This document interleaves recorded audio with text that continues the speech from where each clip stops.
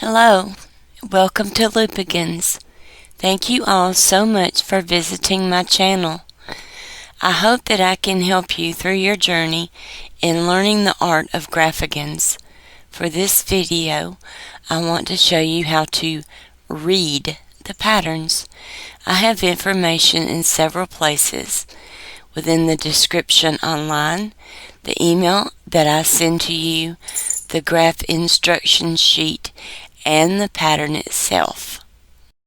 On my website, I humbly ask to please allow 24 to 36 hours to receive your pattern. Reason being, I'm human just like the rest of you. I have a family, responsibilities, and health issues. I have had a stroke, which has taken away so much, including a lot of my speech. So I hope you will bear with me on my videos. What is important to me is that you learn. My grandmother taught me to crochet over 50 years ago. I was seeing that crochet was becoming a lost art. I want to honor my grandmother by teaching others and keeping this art form alive. With anything you purchase online, you should always read. A problem I have found is that a lot of people don't. Please read all information that you receive. In each email, I have listed links to our Facebook group, my frequently asked questions page, and the link to the free Adobe Reader. With technology today, most every device has a way to open PDF files. I have the link listed for you just in case. Also in the email, I have the hook size you will need, where to find the amount of yarn I suggest for the pattern, and the information for our left-handed crocheters. When receiving your email, the subject line will always be the name of the pattern you have ordered. You will also receive a generated email from my website telling you that your pattern has been sent out to the email address you listed on your order. Attached to your email, you will receive 3 PDF files: the graph instruction sheet, a 4-page picture graph, and a pre-counted graph. On the pre-counted graph, I have information you will need for your pattern.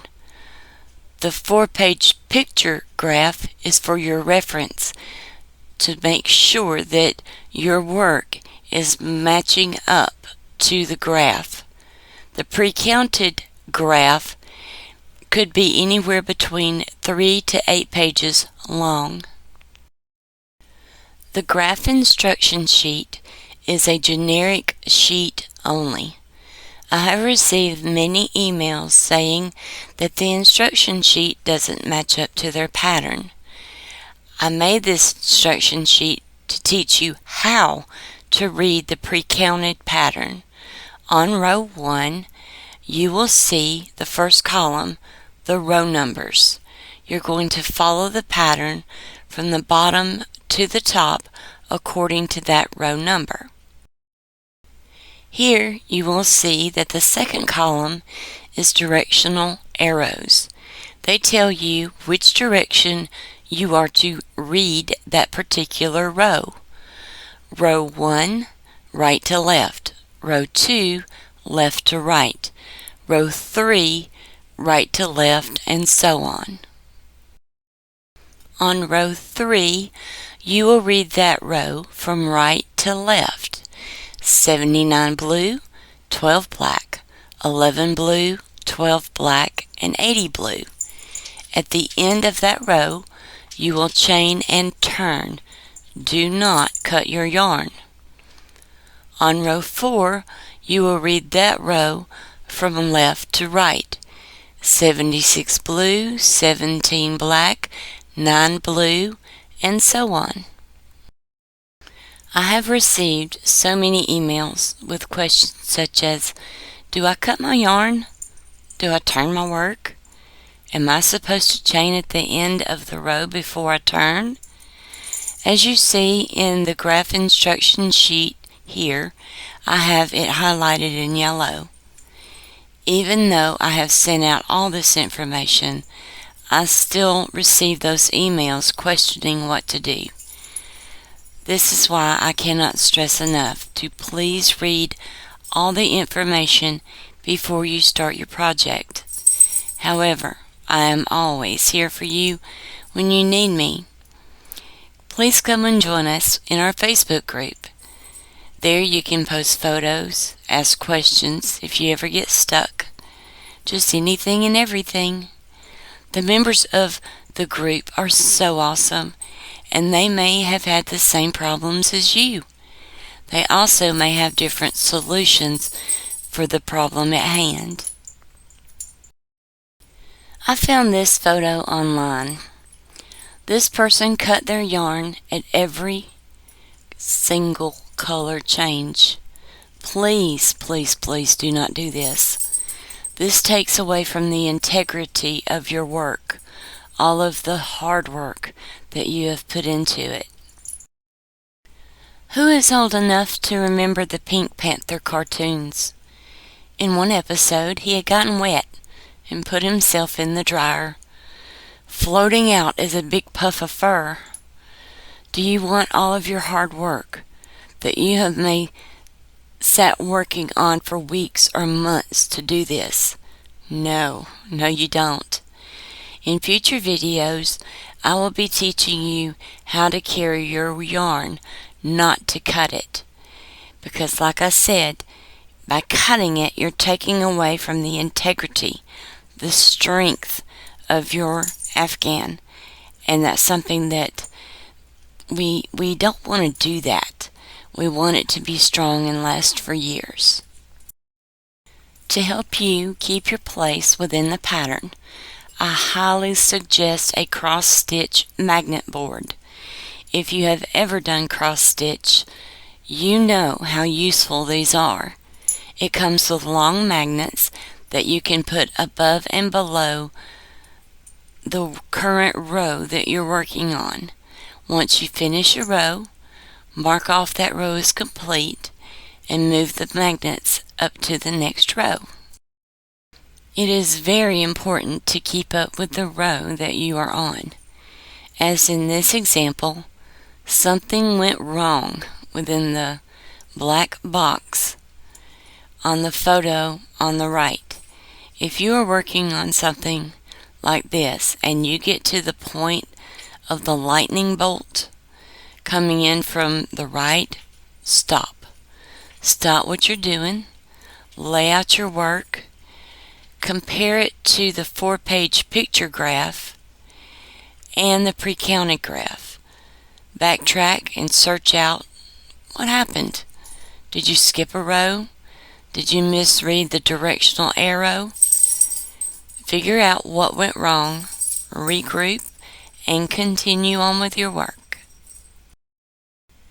I now have in each email information for those that are left-handed.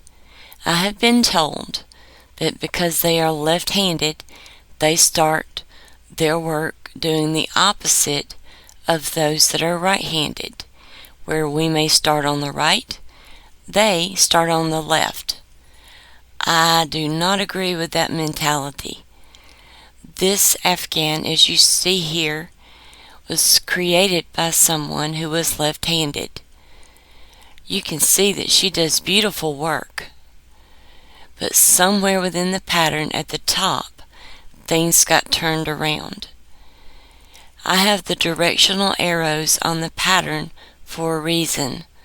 All I'm asking is this: whether you are left or right-handed, please follow the pattern and the arrows, no matter what hand you use, and your work will turn out just fine and beautiful. On the pre-counted graph, I'll list the suggested amounts of yarn that you will need for your pattern. However, I always purchase extra so that I have enough yarn for the border. A border on your work gives it more of a finished look. Some patterns have a lot of detail, and there isn't enough room on one page for the pattern. Rows will extend out onto a second page like you see here. There will be a highlighted box on that particular page. It tells you which page you will need to match it to by the rows. When you print, put this page to the right of the page containing the row numbers listed on your pattern. This is how your pages should be. On the left, you will have the page with the row numbers listed in the first column, and to the right, you will put that second page that shows a continuation of those particular rows. Growing up, my mother and grandmother always used red heart yarns. I have never strayed away because I love the texture. And with our Graphagans, this yarn has always given me a bit of a stiffer feel to it, which holds up to the designs and details in the work. In my patterns, I have never listed the yarn colors and referenced a particular color name by Red Heart. As this is your work of art, I'll leave that up to you. But here is what I suggest. You are in store, standing in front of the yarn. You're working on a pattern that calls for blue, orange, and white, such as for the tigers or the bears. Put the yarn side by side. Ask yourself, do these look good together? Do they represent the colors you need? Here I have two blues. For the bears, we know that the blue on the left isn't the right one. What we will need is the blue on the right. What if you're working on, let's say, a yellow jackets pattern? The golden color on the very left doesn't truly represent the yellow jacket's color, so you'll need the brighter yellow. Always put your colors side by side. See what looks together. If you can, take something with you to help match up the colors. Some say that this yarn isn't soft enough. My suggestion is this: when you wash it, use double the softener on gentle cycle and put it in a low heat dryer. Your work will turn out very, very soft. In all of my patterns, I suggest 2 different sizes of Red Heart yarns. When I list jumbo, I am referring to the Super Saver Jumbo. When I list regular size, I am referring to the Red Heart Super Saver. I hope that this information helps you to follow the patterns better. I hope that all of you have a blessed day. Happy crocheting. Thanks for visiting Loopaghans.